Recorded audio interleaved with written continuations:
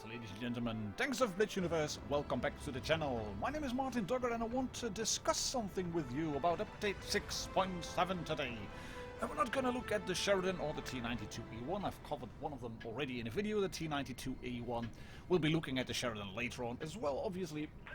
But in the wake of that and all the controversy about ATGM anti-tank guided missiles and impossible shots that you could not make before in the game, apart from that 2 weeks where the T94A was in the game.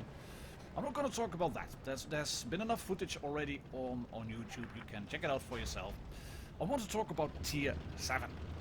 Because a lot of things have happened in Tier 7 in this update, and it may have gone a little bit unnoticed because everybody's looking at the Tier 9 and 10 tanks. Everybody wants to play the new tanks and everybody wants to have reviews about these new tanks. Well, this one, the Tiger 1, well, the team of Quatch 67 is just wallowing around. This tank has been buffed. Yes, that's quite correct. It has been buffed once more. It was, well, not that well performing Tier 7 German heavy tank.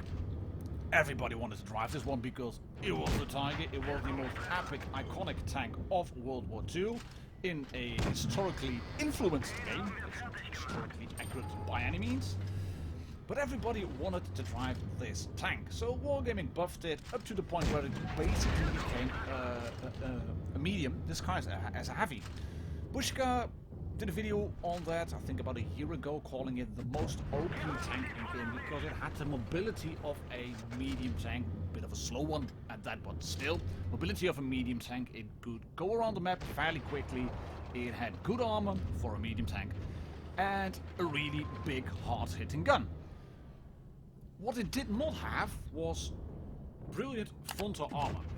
That has been rectified in this update.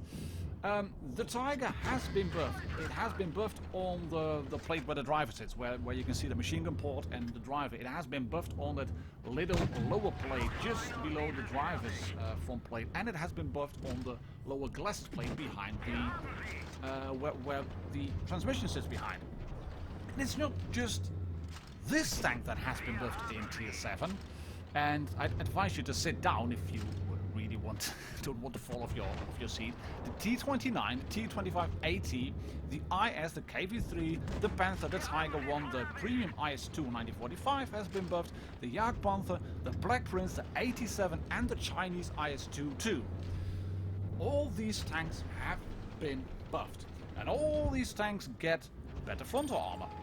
All these tanks, it's just everything that kind of made them weakish has been changed. I mean, the Black Prince was already pretty freaking good, and if you know how to play slowish heavy tanks, it's become even better.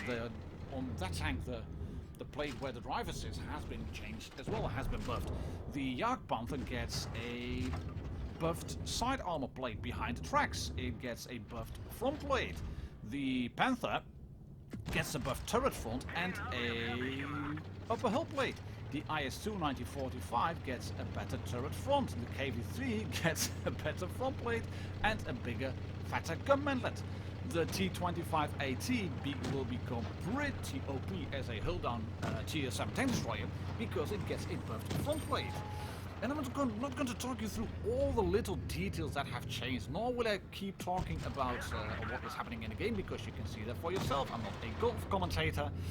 But what I want to highlight is that tanks like this one, and Quatch, you can see he hasn't bounced a lot. He has been really effective in firing because the Tiger 1 has got a brilliant gun at a good rate of fire. But I doubt that shot that he bounced from the SU-152 would have been possible with the old armor profile on the Tiger 1. And Wargaming consistently do this. They consistently change the characteristics of tanks, and that's obviously good. Every new tank that comes into the game will have an influence on the balance. Be it good or bad, it will influence the balance.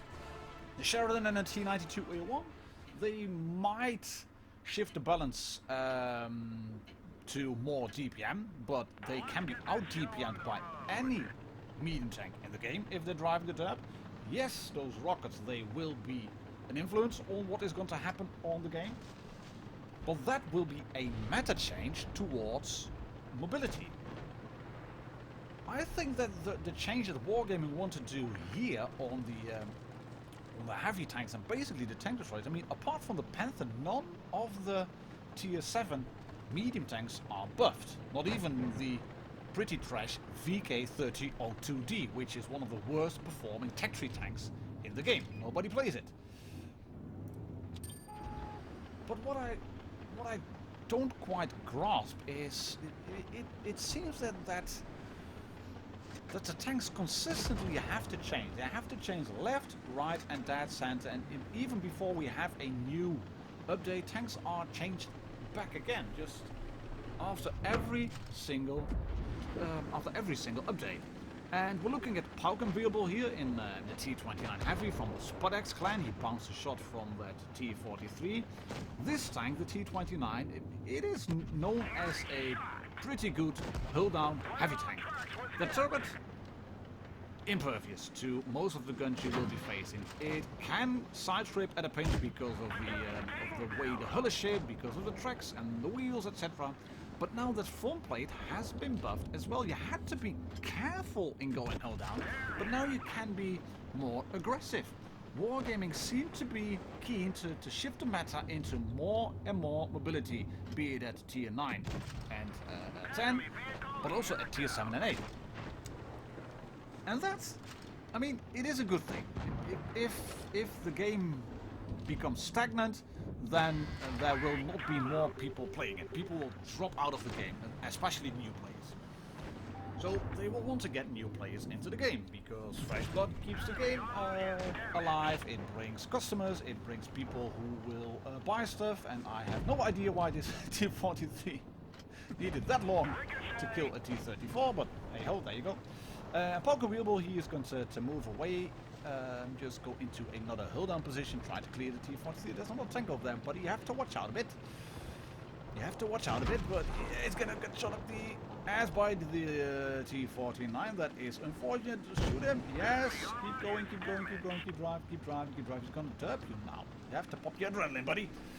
But as I was saying, what I think is going to happen now, what we want to do, is shift the meta into mobility, into quick games, because it's a mobile game. In 2 or 3 minutes max, most of the games are done. But I fear what is going to happen.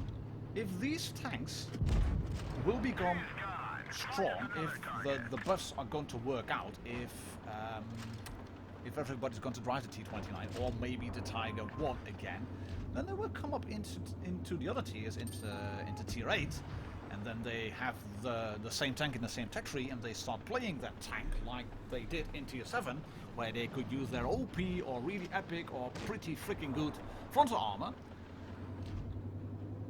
But suddenly they are in a tier where they have to face a Martian, or a multitude of Waffles, or 2 Borsings in platoon, or a T92E1, etc, etc. What's going to happen then? Will Wargaming just keep buffing the armor on the tanks? Will they keep buffing the armor on maybe a T32? I mean, T32 has a really rock-hard turret as well, but the hull is basically the same as a T29. So what are they going to do about that? It's not a typical tier 8 medium tank. It is a good one by enemies, but it is a tank that doesn't do a lot of alpha damage. And what about the Carnarvon, for example? That is more of a medium than a heavy tank. So as much as you could argue now that tier 7 has become quite broken with the consistent changes, the continuous changes to the heavy tanks, and giving them more and more armor, I think they might break tier 8 after this one, if wasn't broken already, if the WZ-120 is running around and smashes, etc. But you know, it's not that I do not want tanks buffed or changed. If tanks are buffed, and if they are changed, and if they become stronger, then people are more inclined to play them. And if more people play certain types of tanks, it keeps variation in the game. It gives you variety. You won't be facing a lot of tanks, just one certain type. I mean, try playing ratings in tier 8 and you will see Ws at 120, 1 GFTs all around this. There's basically a minimum of 1 per team in ratings if you do tier 8 ratings. I play them myself as well. Why not? I mean, it's an OP tank destroyer, so you can moan about it, but if you can't beat them, join them. And this tank, the Jagdpanther, has been buffed as well, and we're looking at Eveldesniverne, which is who I'm going to call a meatball from now on, and he knows why, so do not get mad at me. I'm not yelling at him or cussing. I'm going to call him meatball for reasons, and he knows why.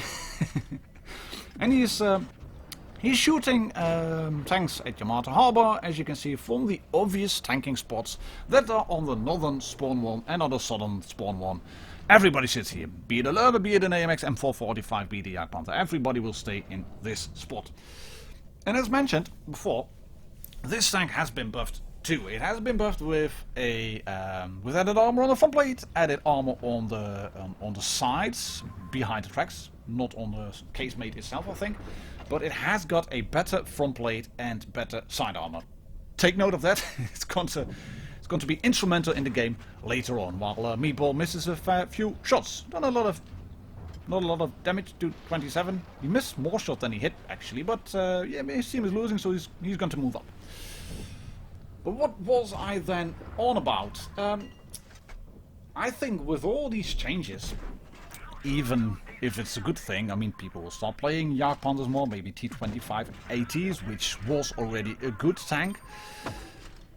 But what it does, I think, is also bring a lot of power creep to the game.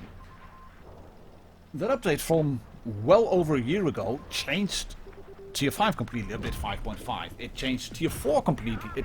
It tried to keep players in the game longer, so they would do less damage per shot, less TPM, the games would last longer, they would have more chance of learning. Good thing. Make no mistake about that, I quite like that. I quite like what Wargaming did to the game in update 6 or in update 5.5. It's a good thing that they keep players in the game longer. But if you're then going to change Tier 6 tanks to balance them out against the Smasher from Tier 7 and give them really good mobility and really good frontal armor and etc, etc. Yes, I'm looking at you, VK3601H. Then people expect the same type of protection levels and DPM levels and gun handling, etc. in Tier 7. And if they're then used to Tier 7, what's going to happen next? Update 7.1, massive change to all the heavies in Tier 8. I mean, there are some really good heavies already in Tier 8. Yes, I'm looking at you, Tiger 2. Yeah, you are, well, pretty OP at the moment, I think. Talking about overbuffing a tank to the point where it is so strong that people can just drive out in it and they do not really have to think things through. And that's what is going to happen in the game if they keep it like this. If they keep doing stuff like this, just change the complete tier, more or less. Give all the heavies good frontal armor so people can play it like a medium, go in there, brawling, in your face type of gameplay. It's become more and more like that. It just seems that using tactics is not needed anymore. There's no real need to sit at a good spot and try to hold out if you can bounce like this. And my theory is, and I'm pretty confident that I'm accurate in this, that that Meatball would not have been able to bounce this amount of damage in the non-buffed Jagdpanther. If he would have been held down, then maybe he would have been able to do this. But the same game in update 6.6, he would not have been able to bounce this amount of damage. And that is going to be, I think, a bit of a problem if he then is going to go towards the Ferdinand or the Jagdpanther 2. The Jagdpanther 2 obviously being the best choice there is compared to the Ferdi. But if Wargaming keep doing this, just keep buffing tanks in Tier 7, and then people will expect that they have the same tank in Tier 8 as well, and then maybe Tier 9, and then also Tier 10, so power creep is very much there. Is Tier 7 broken now with these changes? It remains to be seen. Leave your thoughts below in the comments, ladies and gentlemen, tankers of Blitz Universe, please. Thank you very much, Meatball, for allowing me to use this replay on the channel, and same thanks goes to Palcom Bearable and Quatch. My name is Martin Dogger. I'll catch you all on the next video. Cheers, happy tanking.